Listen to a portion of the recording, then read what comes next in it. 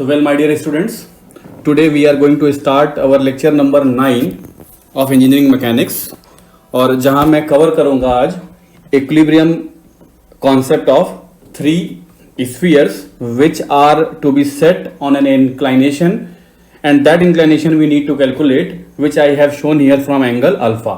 तो चलिए पहले प्रॉब्लम रीड करते हैं और फिर समझते हैं कि इस क्वेश्चन में क्या कहा जा रहा है.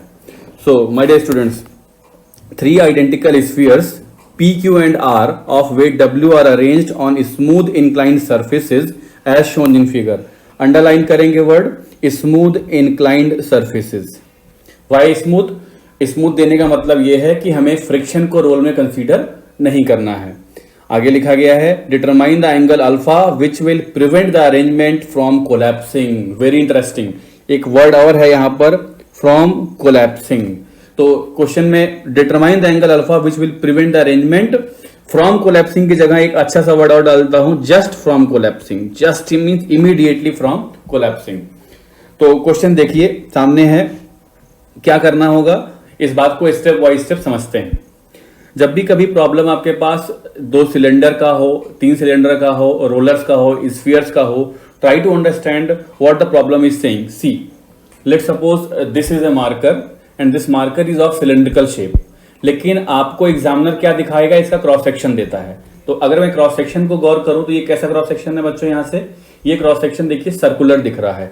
तो इस तरीके से प्रॉब्लम में सिलेंडर हो या स्फीयर हो या रोलर हो, हमेशा आपको 2D फिगर में एक सर्कल ही दिखाई पड़ेगा. तो यहां पर मुझे 3 सर्कल का मतलब 3 स्फीयर का प्रॉब्लम है. Very good.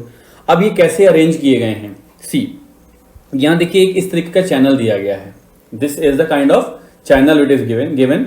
ये चैनल का हॉरिजॉन्टल से एंगल अल्फा, ये अल्फा हमें कैलकुलेट करना है दोनों साइड में. अब बच्चों देखो क्या होगा कि जो भी इसके ऊपर स्फीयर रखा गया है, ये स्फीयर इस चैनल को नीचे की ओर पुश करेगा. जब नीचे की ओर पुश करेगा तो आपसे कहा क्या जा रहा है, ध्यान से समझिएगा कि वो एंगल अल्फा बताओ ग्राउंड से, वो मिनिमम एंगल अल्फा कितना होगा जिस पर ये चैनल क्या होंगे, इक्विलिब्रियम में होंगे. इक्विलिब्रियम का मतलब summation of all the forces acting on the 3 spheres would come out to be 0. Means वो एक दूसरे को सब बैलेंस करेंगे और सिस्टम स्टैटिक इक्विलिब्रियम में बना रहेगा.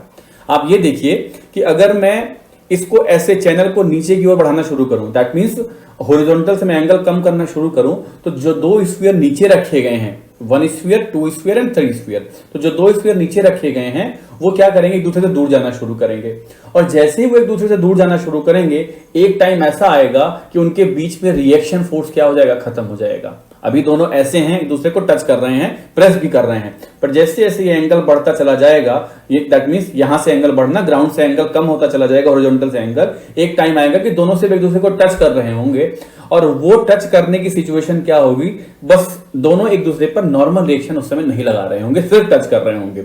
वही वो पोजीशन है that will prevent them just from collapsing. उसके बाद जरा सा भी अगर ग्राउंड से एंगल कम हुआ, सिलेंडर ने एक दूसरे का कांटेक्ट छोड़ा, तो ऊपर वाला सिलेंडर नीचे वाले पर कोलैप्स हो जाएगा, वो नीचे गिर जाएगा और इक्विलिब्रियम डिस्टर्ब हो जाएगा.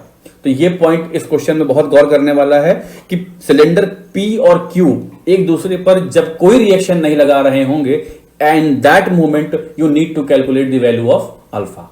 तो देखिए चलिए कैलकुलेट करते हैं. क्या करना होगा आपको जब भी कभी ऐसा प्रॉब्लम है, सबसे पहले गिवन कॉन्फ़िगरेशन डायग्राम में, कॉन्फ़िगरेशन डायग्राम मैं इसी को बोलता हूं, जो डायग्राम आपको दिया गया है इसी प्रॉब्लम फिगर में, what you need to do, जो भी आपके जितने भी रोलर या स्फीयर दिए गए हैं, सबसे पहले आप उनका सेंटर्स को ज्वाइन कर लीजिए. इस डायग्राम में मैं क्या कर रहा हूं, इनके सेंटर्स को ज्वाइन करूंगा और मुझे कोई ना कोई इंफॉर्मेशन मिल जाएगी. देखने से तो ऐसा लग रहा है कि एग्जामिनर ने कोई इंफॉर्मेशन दी ही नहीं है सिवाय वेट के, बट देखिए information is hidden in this question. वो क्या है मैं उसको दिखाता हूं आपको. See, just I have joined centre P to R, then R to Q, sorry let me draw center R to Q and P to Q. मैंने क्या किया, तीनों के सेंटर्स को यहां ज्वाइन कर दिया. अब बच्चों आप समझ सकते हैं कि तीनों रोलर, तीनों स्फीयर आइडेंटिकल हैं, तो सभी की रेडियस क्या है, सेम है, और सभी का वेट भी क्या है यहां पर, सेम है. सिंस रेडियस इज सेम, तो सभी की रेडियस में कैसे लिख सकता हूं, आर आर और R R and R R. That means centre to centre distance between 2 roller is 2r. तो इस तरह से आप देखिए ये एक ऐसा ट्रायंगल है जिसकी तीनों साइड्स क्या है, बराबर है, दैट इज इक्विलैटरल ट्रायंगल है, तीनों साइड्स इसकी बराबर हैं। तो जब ट्रायंगल की तीनों साइड्स बराबर है, उनके सामने के एंगल भी बराबर होंगे, and those angles come out to be 60 degree each. तो मुझे एक इंफॉर्मेशन तो यहां और मिल गई बच्चों, एंगल पता चल गया, ठीक है। देखिए सेंटर को ज्वाइन करते मुझे क्या मिल गया, एंगल मिल गया। Now I need to draw free body diagram of different rollers. तो 3 रोलर हैं यहां पर, रोलर P और Q का FVD बिल्कुल आइडेंटिकल होगा, क्योंकि P और Q बिल्कुल सेम रोलर हैं, और साथ के साथ जिस चैनल पे रखे हुए चैनल का इंक्लिनेशन भी सेम है, and as well as situation, that mean situation मतलब दोनों चैनल स्मूथ दिए गए हैं, तो जो भी फोर्सेज आ रहे होंगे वो दोनों पे सेम आ रहे होंगे। तो मैं सिर्फ कुछ एक का FVD बनाऊंगा, इधर P का और Q का, and R definitely we need to draw. तो सबसे पहले मैं R का FVD दिखाता हूं, राइट। एक और इंपॉर्टेंट बात, FVD ड्रॉ करने के लिए बहुत सारे बच्चे क्या करते हैं, अलग से एक स्फीयर लिया, उस स्फीयर का FVD ड्रॉ करने लगते हैं। आपको ऐसा नहीं करना है। प्रॉब्लम को आसान करने का तरीका बता रहा हूं, जो रोलर या सिलेंडर या स्फीयर जिस पोजीशन पे दिया हो उसका FVD उसी पोजीशन पे बनाइए। उसी पोजीशन का मतलब जो ऊपर है तो ऊपर बनाइए, नीचे है तो नीचे बनाइए। कैसे, मैं आपको बना के दिखाता हूं। मैं सबसे पहले R को ले रहा हूं, late me draw a line from R। देखिए मैंने एक लाइन ड्रॉ कर ली R से, और इस रोलर के सेंटर का जो नाम है या स्फीयर के सेंटर को मैं R से लिख देता हूं, ये R दिया हुआ है मुझे, right. And P is below this one, तो जो मैं आपकी लाइन लेके जाऊंगा, this line will pass from P to R। Let me draw, this will pass from, देखिए ऐसे, और यही पहले कहीं रोक दिया क्योंकि इसका सेंटर क्या है, पहले वाले से दूर है। तो ये जो मुझे मिल गया, second one is this is centre P, okay बच्चों। और थर्ड Q को अगर लेके जाना है तो Q इससे आगे जाएगा, लेकिन मैं Q को दिखा नहीं रहा क्योंकि मैं P और R में ही क्वेश्चन को सॉल्व कर दूंगा। तो now I need to erase some line in between, ताकि ये लगे कि ये डॉटेड लाइंस ली गई हैं, this is not complete lines, okay बच्चों। ये मैंने इस तरीके से ज्वाइन कर दिया, लेट मी कंप्लीट, ओके। तो अब देखिए क्या करते हैं, सेंटर P और सेंटर R को मैं ज्वाइन कर रहा हूं, सेंटर P और R को ज्वाइन कर दिया, okay. First force is what, weight of the roller which will be acting downward. उसको आप किसी भी प्रॉब्लम में वेट को पहले सबसे पहले दिखा लीजिए। तो मैं वेट को डाउनवर्ड शो कर रहा हूं यहां पर, this is the weight of first one and this is the weight of second one, very good, दोनों के वेट मैंने दिखा दिए। नाउ रोलर और sphere what ever will offer A reaction force on R, क्योंकि पॉइंट ऑफ कॉन्टैक्ट पर, figure में देखो, कॉन्फ़िगरेशन डायग्राम में देखो, ग्रीन पेन से दिखा रहा हूं, ये जो पॉइंट ऑफ कॉन्टैक्ट है, इस कॉन्टैक्ट पर P R पे फोर्स लगा रहा होगा, R P पे फोर्स लगा रहा होगा। सिमिलरली इस साइड में Q R पे लगा रहा होगा, R भी Q पे लगा रहा होगा। और बच्चों इक्विलिब्रियम कंडीशन मीट करने के लिए दोनों फोर्सेस का सेम होना जरूरी है, अदरवाइज जिसका फोर्स ज्यादा होगा रोलर उस डायरेक्शन में क्या कर जाएंगे, मूव कर जाएंगे। और क्वेश्चन में हमें पता है कि ये इक्विलिब्रियम में है, कोलैप्सिंग से बचाना है तो इक्विलिब्रियम में होने चाहिए, तो इसलिए reaction force should be same. तो अब मैं सबसे पहले रिएक्शन को दिखाऊंगा इसके बाद। तो रिएक्शन P R पे लगाए या R P पे लगाए, दोनों का मैग्नीट्यूड सेम होगा, केवल डायरेक्शन ऑपोजिट होंगी। तो let me draw a very good reaction force. देखिए यहां से मैंने दिखा दिया, ये इधर की ओर जाए या रिएक्शन फोर्स इधर की ओर जाए, both will have the same magnitude, और दोनों रिएक्शन को मैं R से रिप्रेजेंट कर रहा हूं। आप भी आदत बना लीजिए, हमेशा रिएक्शन को R से रिप्रेजेंट करना है, जो कि कॉन्टैक्ट रिएक्शंस होंगी, और पॉइंट की रिएक्शंस को R सफिक्स में, वो पॉइंट जिस पॉइंट पर वो लग रहा है या जिस पॉइंट की रिएक्शन कैलकुलेट कर रहे हैं, ठीक है। अब देखो जिस तरीके से पॉइंट P जो है R पे रिएक्शन लगा रहा था, इस तरीके से पॉइंट Q भी R पे लगा रहा होगा। तो let me draw one more line. थोड़ा सा मैं इसको अगर आगे की ओर एक्सटेंड करूं, हालांकि मैं इसको भी रफ कर दूंगा, इरेज कर दूंगा, ओके, ठीक है। तो देखिए यहां कहीं थोड़ा और आगे जाने के बाद ये एक सेंटर Q पॉइंट का भी होगा, यहां पर कोई Q पॉइंट का भी सेंटर होगा, और Q पॉइंट से भी एक रिएक्शन फोर्स जा रहा होगा जो कि रोलर R के या स्फीयर R के सेंटर से पास होगा। कैसे बच्चों, देखिए रिएक्शन को सेम कलर से दिखा रहा हूं, यहां से ये लाइन ऐसे I am sorry, late me complete the figure. ये यहां से इस तरीके से पार हो रहा होगा, देखिए ये, राइट। बात समझ में आती है आपको? क्योंकि यहां इस कॉन्फ़िगरेशन डायग्राम में अगर मैं वापस आऊं तो फिर से दिखाता हूं, जिस तरह से P से एक लाइन R की ओर ऐसे निकल रही है, इस तरीके से Q से भी एक लाइन होगी जो R के सेंटर से पार हो रही होगी, और ये दोनों रिएक्शन को ही मैंने क्या नाम दिया है बच्चों? R नाम दिया हुआ है। सिमिलरली R भी इस पर रिएक्शन लगा रहा होगा, तो एक रिएक्शन इधर की ओर जा रही है, और इस तरह से R Q पे लगा रहा है, तो one reaction is passing from Q also, जो कि R के ही बराबर है। तो आप समझ सकते हैं बहुत आसानी से कि this angle will be equal to what बच्चों? 60 डिग्री। और सिमिलरली ये एंगल भी क्या होगा? 60 डिग्री ही होगा। ये एंगल भी क्या होगा? 60 डिग्री ही होगा। if you want to draw complete diagram, then you should apply 1/4 here also। अगर आप Q पर भी दिखा दें तो Q पर भी देखो वेट तो इतना ही लग रहा है W, और एक रिएक्शन फोर्स अगर मैं P और Q के भी सेंटर को ज्वाइन कर दूं, तो let me join the centre of P and Q। ये देखिए ऐसे हो गया। And one reaction which is passing from R to this one, देखिए ये दिस रिएक्शन, इसको मैं ऑपोजिट साइड में भी दिखा सकता हूं, and this will be the reaction passing here. क्यों बच्चों, समझ आया? देखिए बहुत अच्छी तरीके से आपको दिखाया है मैंने FBD को। तो ये हमारे इस कंप्लीट सिस्टम का फ्री बॉडी डायग्राम हुआ। One force is still left. अभी वो भी बताता हूं कॉन्टैक्ट रिएक्शन कहाँ की, ग्रीन कलर से देखिए कॉन्फ़िगरेशन डायग्राम में, यहाँ की कॉन्टैक्ट रिएक्शन और यहाँ की कॉन्टैक्ट रिएक्शन अभी नहीं दिखाई है मैंने, वो अभी मैं आता हूं उस पर भी।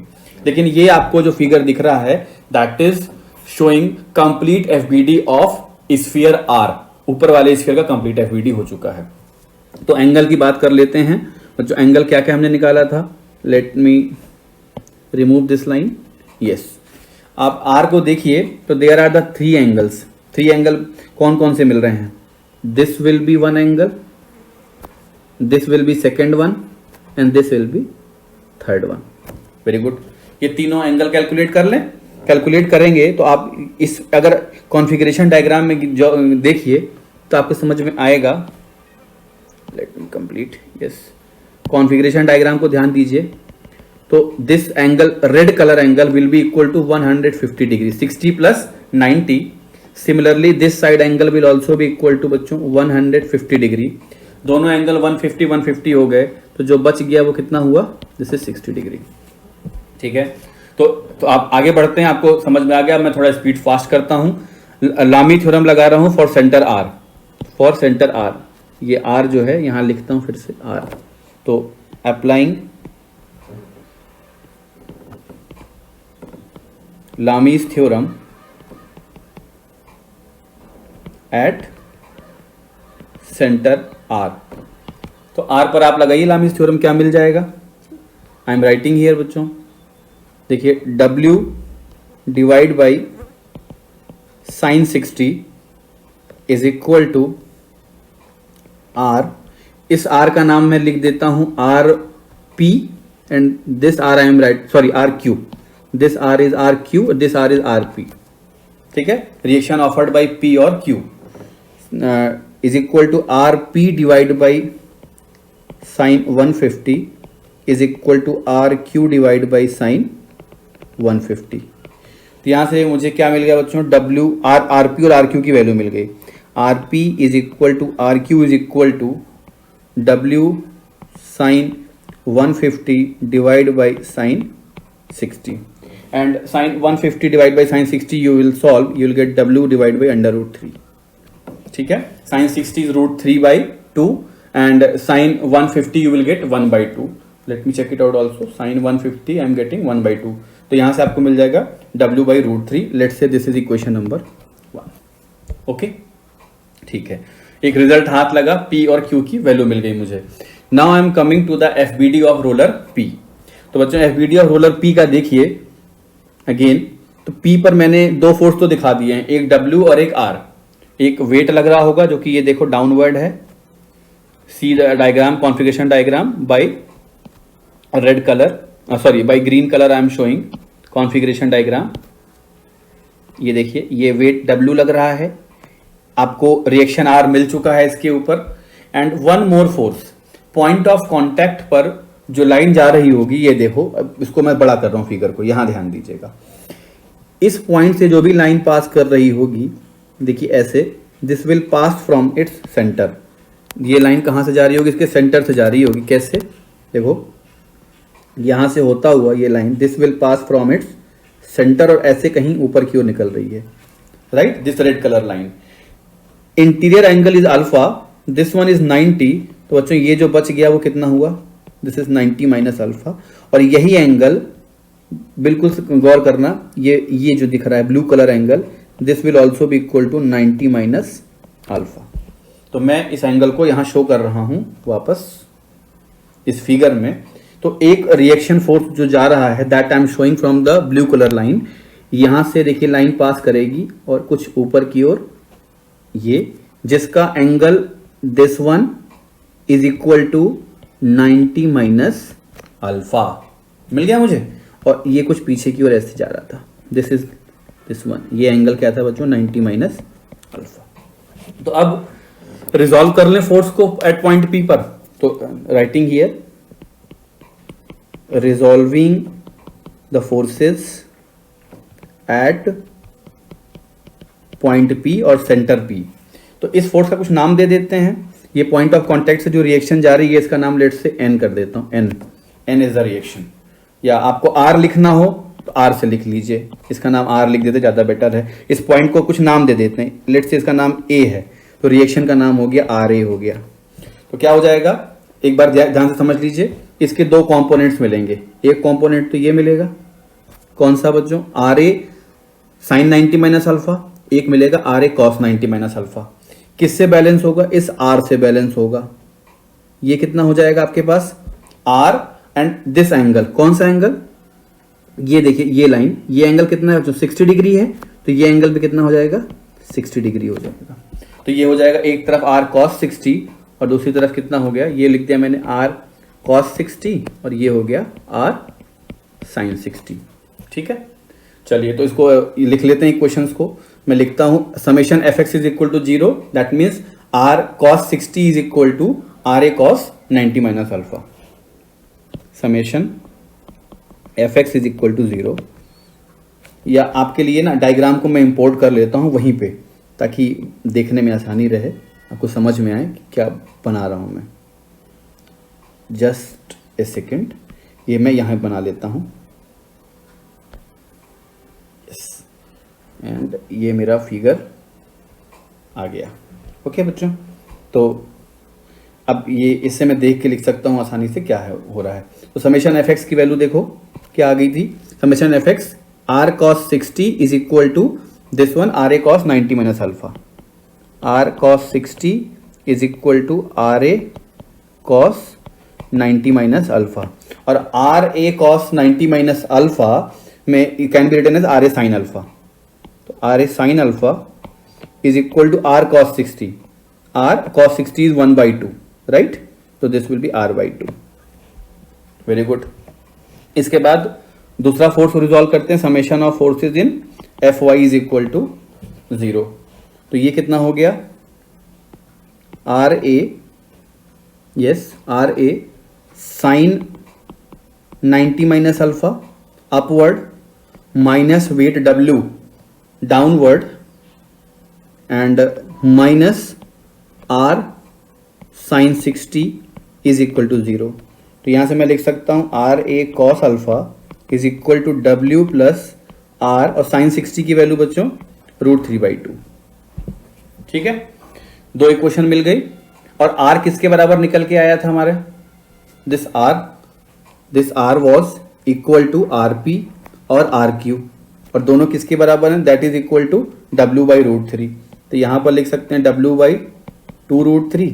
Similarly it will be R A cos alpha is equal to W plus W/√3 into √3/2। तो ये मिल गया बच्चों कितना? √3 कैंसिल हो गया, 1 plus 1/2 is 3/2W is R A cos alpha. अब क्या करते हैं, दो इक्वेशन मिल गई। एक मिल गया मुझे, ये देखो, आर ए साइन अल्फा, और एक इक्वेशन मेरे हाथ लग गई आर ए कॉस अल्फा। दोनों को डिवाइड कर दें तो I will get angle alpha. तो डिवाइड करेंगे तो क्या मिल जाएगा आपके पास, आर ए कैंसिल हो जाएगा, sine alpha by cos alpha is equal to W by 2√3 divide by 3/2w, that is tan alpha is equal to w by 2√3 into 2/3w is equal to 1/3√3। तो alpha की value क्या आती है देखिए, 3 into √3 it's inverse and tan inverse, it is getting 10.9 degree. तो मुझे बच्चों alpha की वैल्यू आ गई यहाँ से 10.9 डिग्री।